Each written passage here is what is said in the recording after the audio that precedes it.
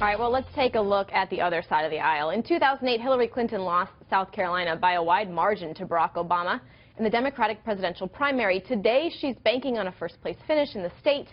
53 delegates are up for grabs. Clinton is counting on African-American voters to give her the edge over Bernie Sanders. South Carolina State Representative Gilda Cobb-Hunter joins us. She has not endorsed either candidate. Representative, thank you so much for joining us. This is your opportunity. Any surprise endorsements? And if not, when will you make that announcement?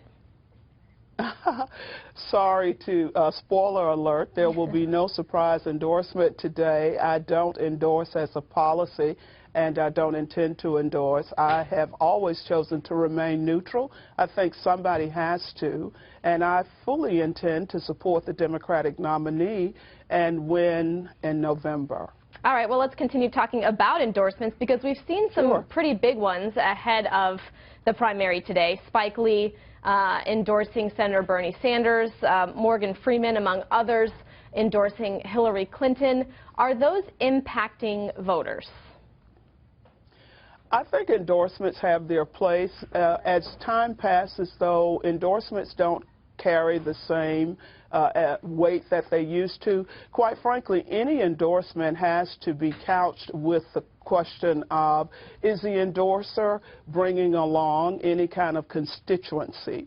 And if that endorser is bringing along some kind of constituency, some kind of ground game machine, then of course it makes the endorsement that much better.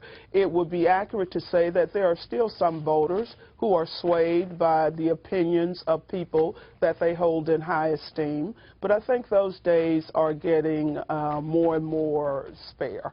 Okay, and just so our viewers know, we have a scarce, I should say. Right, no, I know what you meant. And so our viewers know, we have a live picture up of Bentonville, Arkansas. We are awaiting a speech from Donald Trump, just so our viewers aren't confused. But I want to continue talking to you about the South Carolina primary. What type of crowds are you seeing? Because in 2008, we saw a record turnout in South Carolina. Everybody really rushed to vote for then Senator Barack Obama. Are you seeing the same type of enthusiasm today as you saw in 2008?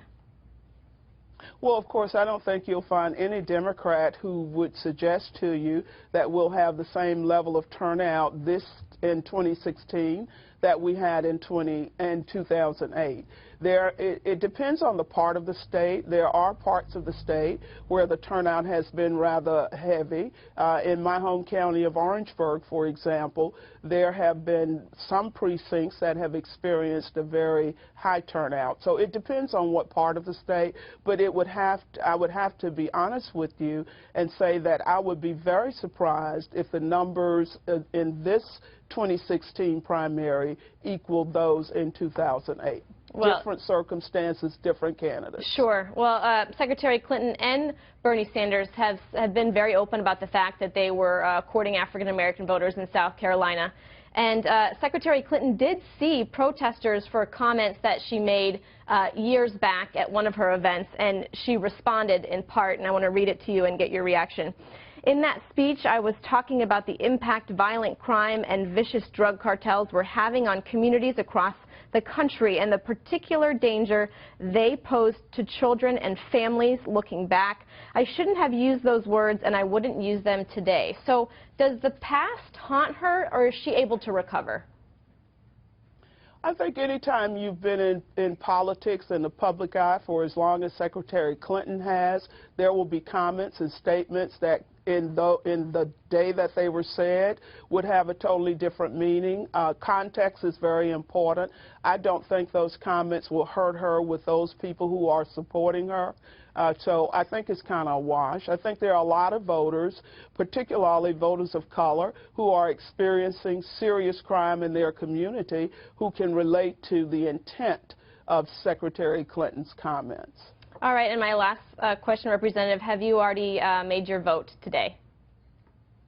I voted early. I voted on Monday. All right, Representative Gilda Cobb-Hunter, thank you so much for joining us today, and make sure to let us know when you pick who you would like to endorse. Thank you so much. You'll be one of the first to know. Thank you for the opportunity. We appreciate it.